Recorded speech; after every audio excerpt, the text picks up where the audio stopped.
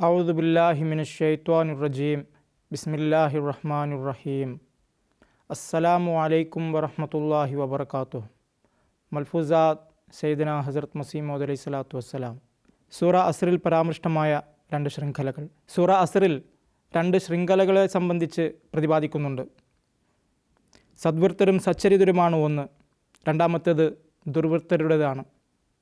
അവിശ്വാസികളെയും ദുർവൃത്തരെയും സംബന്ധിച്ച് ഇപ്രകാരമാണ് പ്രതിപാദിച്ചിരിക്കുന്നത്: ഇന്നൽ ഇൻസാന ലഫീ ഖുസ്ർ.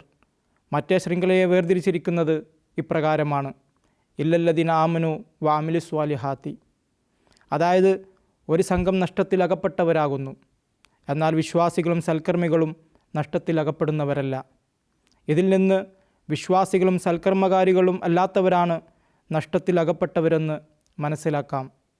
ഫസാദ് അശേഷമില്ലാത്തിടത്താണ് സലാഹ് എന്ന പദം വരുന്നത് എന്നോർക്കണം. നിന്ദ്യവും ദുഷിച്ചതുമായ വിശ്വാസങ്ങളിൽ നിന്ന് മുക്തമാകുകയും ദുഷ്പ്രവർത്തികളിൽ നിന്ന് മോചിതനാവുകയും ചെയ്യുവോളം മനുഷ്യൻ സാലിഹ് എന്ന് വിളിക്കപ്പെടുകയില്ല. മുത്തക്കി എന്ന പദം അറബി ഭാഷാ വ്യാകരണത്തിലെ ഇഫ്തിയാൽ പാഠമനുസരിച്ച് നിഷ്പന്നമായതാണ്. നിർബന്ധിതവും ആയാസകരവുമായ യത്നങ്ങളെ ഇത് കുറിക്കുന്നു. ഇതിൽ നിന്ന് മുത്തക്കിക്ക് വലിയ പരിശ്രമവും പ്രയത്നവും ചെയ്യേണ്ടി വരുമെന്ന് മനസ്സിലാക്കാം. ഈ അവസ്ഥയിൽ അവൻ സ്വയം ശാസകാത്മാവിൻ്റെ സ്വാധീനത്തിലായിരിക്കും. മൃഗീയ ജീവിതം നയിക്കുന്ന നേരത്ത് ദോഷപ്രവണമായ ആത്മാവിൻ്റെ സ്വാധീനത്തിൽ വരുന്നു. എന്നാൽ കഠിന പ്രയത്നത്തിൻ്റെ അവസ്ഥയിൽ നിന്ന് വിജയിയായി പുറത്തു വരുമ്പോൾ അവൻ ശാന്തി പ്രാപിച്ച ആത്മാവിൻ്റെ അവസ്ഥയിലായിരിക്കും. മുത്തക്കി ദോഷപ്രവണമായ ആത്മാവിൽ നിന്ന് പുറത്തു കടന്ന് സ്വയം ശാസകാത്മാവിന് കീഴിലാകുന്നു. അതുകൊണ്ടാണ് മുത്തക്കിയെ സംബന്ധിച്ച് അവൻ നമസ്കാരത്തെ നേരെയാക്കി നിർത്തുന്നു എന്ന് പറഞ്ഞിരിക്കുന്നത്. അതായത് ഒരുതരം യുദ്ധത്തിൻ്റെ തന്നെ അവസ്ഥ ഇതിലുണ്ട്. ദുർബോധനങ്ങളും ഊഹാപോഹങ്ങളും അവൻ്റെ നേർക്കടുത്ത് അവൻ അന്ധാളിപ്പിച്ച് കളയുന്നെങ്കിലും അവൻ പരിഭ്രമിക്കുന്നില്ല. ഈ ദുർബോധനങ്ങൾക്കൊന്നും അവനെ നിസ്സഹായനാക്കാനാവില്ല. അവൻ നിരന്തരം ദൈവസഹായം തേടുകയും അവൻ്റെ മുമ്പിൽ കരഞ്ഞു വിലപിക്കുകയും ചെയ്യുന്നു. എത്രത്തോളമെന്നാൽ ആ ദീനരോധനങ്ങൾ അതീശത്വം പുലർത്തുന്നു. ഇതുപോലെ സമ്പത്ത് ചെലവഴിക്കുമ്പോഴും പിശാച് അവനെ തടയുന്നു. ദുർവ്യയവും ദൈവമാർഗത്തിലുള്ള ധനവ്യയവും ഒന്നു തന്നെയെന്ന് അവനെ കാണിക്കുന്നു. ഇവ രണ്ടും തമ്മിലാകട്ടെ അജഗജാന്തരമുണ്ട്. ദുർവ്യയം ചെയ്യുന്നവൻ തൻ്റെ സമ്പത്ത് പാഴാക്കുകയാണ് ചെയ്യുന്നത്.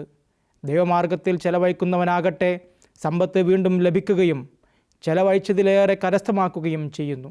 അതുകൊണ്ട് തന്നെയാണ് മിമ്മാ റസഖ്നാഹും യുൻഫിഖൂൻ എന്ന് അരുളിയിരിക്കുന്നത്. സലാഹ് എന്ന അവസ്ഥയിൽ എല്ലാവിധ കളങ്കങ്ങളിൽ നിന്ന് അത് വിശ്വാസങ്ങളെയോ കർമ്മങ്ങളെയോ സംബന്ധിച്ചുള്ളതാകട്ടെ മനുഷ്യൻ പരിശുദ്ധിയാർജിക്കുക അനിവാര്യമാണ് എന്നതാണ് വാസ്തവം. ഉദാഹരണമായി, ഒരുവൻ്റെ ശരീരം ആരോഗ്യപൂർണ്ണമാകുന്നത് അതിൻ്റെ മൂലഘടകങ്ങളെല്ലാം സന്തുലിതമായ അവസ്ഥയിലായിരിക്കുമ്പോഴാണല്ലോ. ഏറിയും കുറഞ്ഞും ഇരിക്കാൻ പാടില്ല. ഒരംശമെങ്കിലും കൂടിപ്പോയാൽ ശരീരത്തിന് രോഗം ബാധിക്കുന്നു. ഇതുപോലെ ഒരുവൻ്റെ ആത്മീയ ആരോഗ്യവും സന്തുലിതാവസ്ഥയെ ആശ്രയിച്ചിരിക്കുന്നു. ഇതിനെയാണ് വിശുദ്ധ ഖുർആൻ സാങ്കേതികാർത്ഥത്തിൽ സിറാത്തെ മുസ്തഖീം എന്ന് പറയുന്നത്. സലാഹിൻ്റെ അവസ്ഥയിൽ മനുഷ്യൻ കേവലം അള്ളാഹുവിൻ്റേതായി തീരുന്നു. ഹസ്രത്ത് അബൂബക്കർ സിദ്ദീഖ് റളിയല്ലാഹു അൻഹുവിനെ പോലെ സാലിഹായ മനുഷ്യൻ മെല്ലെ മെല്ലെ പുരോഗതി പ്രാപിച്ച് മുത്മയിനയുടെ പദവിയിലെത്തുകയും ഇവിടെ വെച്ച് തന്നെ അവന് ഹൃദയവിശാലത കൈവരുകയും ചെയ്യുന്നു. ഉദാഹരണമായി നബി സല്ലല്ലാഹു അലൈഹി വസല്ലം തിരുമേനിയെ അഭിസംബോധന ചെയ്തുകൊണ്ട് അരുളുകയുണ്ടായി: അലം നശ്റഹ് ലക സദ്റക്. ഹൃദയവിശാലതയുടെ അവസ്ഥ നമുക്ക് വാക്കുകളിൽ വിവരിക്കാനാവുകയില്ല. കഅബാലയത്തിലും ഒരു കാലത്ത് അവിശ്വാസികൾ വിഗ്രഹം വച്ചിരുന്നു. അത്തരമൊരു കാലം കഅബാലയത്തിന് വരാതിരുന്നേനെ. പക്ഷേ ഇല്ല, അള്ളാഹു അതിനെ ഒരു ഉദാഹരണമായി വച്ചു. മനുഷ്യഹൃദയവും ഹജറെ അസ്വദ് പോലെയാണ്. അവൻ്റെ നെഞ്ച് കഅബാലയവുമായി സാദൃശ്യം പുലർത്തുന്നു. ദേവേതരരെ സംബന്ധിച്ച ചിന്തകൾ ആ കാബയിൽ പ്രതിഷ്ഠിച്ചിരിക്കുന്ന വിഗ്രഹങ്ങളത്രേ. നമ്മുടെ നബി സല്ലല്ലാഹു അലൈഹി വസല്ലം തിരുമേനി 10,000 പരിശുദ്ധാത്മാക്കളുമായി പരിശുദ്ധ മക്കയിലേക്ക് നീങ്ങുകയും മക്ക കീഴടക്കുകയും ചെയ്ത വേളയിലാണ് അവിടുത്തെ വിഗ്രഹങ്ങളെ വിഭാടനം ചെയ്യുന്നത്. പ്രസ്തുത 10,000 സഹാബാക്കളെ സംബന്ധിച്ച് മുൻഗ്രന്ഥങ്ങളിൽ മലക്കുകൾ എന്നാണ് രേഖപ്പെടുത്തിയിരിക്കുന്നത്. അവർ വാസ്തവത്തിൽ മലക്കുകളുടെ മഹത്വമുള്ളവരായിരുന്നു. ഒരു നിലയിൽ നോക്കുമ്പോൾ മനുഷ്യ കഴിവുകൾക്ക് മലക്കുകളുടെ സ്ഥാനമുണ്ട്. എന്തെന്നാൽ യഫ്അലൂന മാ യുഅ്മറൂൻ എന്നാണല്ലോ മലക്കുകളുടെ മഹത്വമായി പറഞ്ഞിരിക്കുന്നത്. ഇതുപോലെ മനുഷ്യ കഴിവുകൾക്കെല്ലാം തന്നെ മനുഷ്യൻ നൽകുന്ന കൽപ്പനകൾക്ക് വിധേയരാണെന്ന പ്രത്യേകതയുണ്ട്. മനുഷ്യ കഴിവുകളും അവയവങ്ങളുമെല്ലാം മനുഷ്യകൽപ്പനകൾക്ക് വിധേയമാണ്. ദൈവേതരരായ വിഗ്രഹങ്ങളെ തുരത്തി നിർമൂലനം ചെയ്യാൻ അവർക്കെതിരിൽ ഒരു മുന്നേറ്റം നടത്തേണ്ടത് അനിവാര്യമത്രേ. ആത്മീയ ശുദ്ധീകരണത്തിലൂടെയാണ് ഈ സന്നാഹം തയ്യാറാക്കപ്പെടുന്നത്. ആത്മശുദ്ധീകരണം നടത്തിയവനെ വിജയം നൽകപ്പെടുകയുള്ളൂ. അള്ളാഹു വിശുദ്ധ ഖുർആനിൽ പറയുന്നു, ഖദ് അഫ്ലഹ മൻ സക്കാഹ. ഹൃദയം ശുദ്ധമായാൽ ശരീരമാകെ ശുദ്ധമാകുമെന്ന് ഹദീസിൽ വന്നിരിക്കുന്നു. എത്ര സത്യമാണത്! കണ്ണ്, കാത്, കൈകാലുകൾ, നാവ് തുടങ്ങിയ അവയവങ്ങളെല്ലാം ഹൃദയത്തിൻ്റെ ആജ്ഞ അനുസരിച്ചാണ് പ്രവർത്തിക്കുന്നത്. ഒരു ചിന്ത വരുന്നതോടെ ബന്ധപ്പെട്ട അവയവം പ്രവർത്തിക്കാനായി ഉടൻ ഒരുങ്ങുകയാണ് ചെയ്യുന്നത്. ചുരുക്കത്തിൽ ഈ ഭവനത്തെ വിഗ്രഹങ്ങളിൽ നിന്ന് പരിശുദ്ധവും പവിത്രവുമാക്കി വെക്കുന്നതിന് ഒരു ജിഹാദ് ആവശ്യമാണ്. ആ ജിഹാദിൻ്റെ മാർഗങ്ങൾ നിങ്ങൾക്ക് പറഞ്ഞു തരാം. നിങ്ങളതനുസരിച്ച് പ്രവർത്തിച്ചാൽ ഈ വിഗ്രഹങ്ങളെ നിങ്ങൾ തകർക്കുമെന്ന് ഞാൻ ഉറപ്പു തരാം. ഈ മാർഗം ഞാൻ സ്വന്തമായി പടച്ചുണ്ടാക്കിയതല്ല, മറിച്ച് അത് പറഞ്ഞു തരാൻ ദൈവം എന്നോട് കൽപ്പിച്ചിരിക്കുന്നു. അതെന്താണെന്നോ? എന്നെ അനുഗമിക്കുകയും പിന്തുടരുകയും ചെയ്യുക. ഈ ശബ്ദം പുതിയ ശബ്ദമല്ല.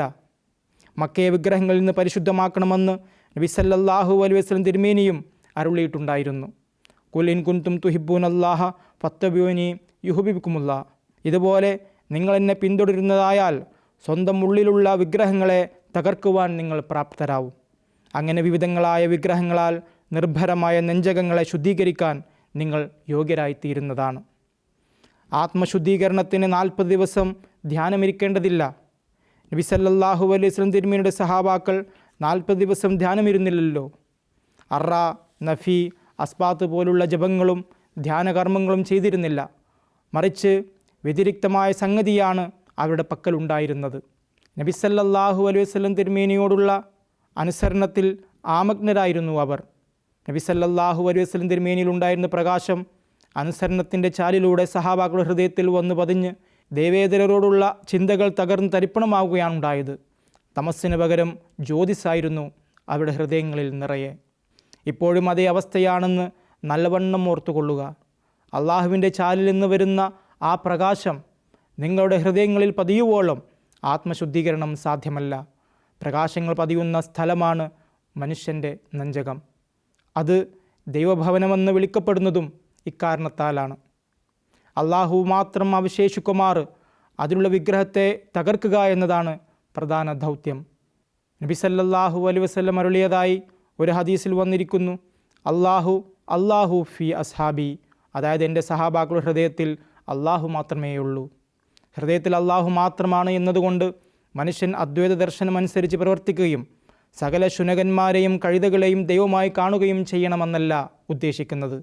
മനുഷ്യകർമ്മങ്ങളുടെ പരമലക്ഷ്യം ദൈവപ്രീതിയായിരിക്കണമെന്നാണ് അടിസ്ഥാനപരമായി ഉദ്ദേശിക്കുന്നത്. അല്ലാതെ മറ്റൊന്നുമല്ല.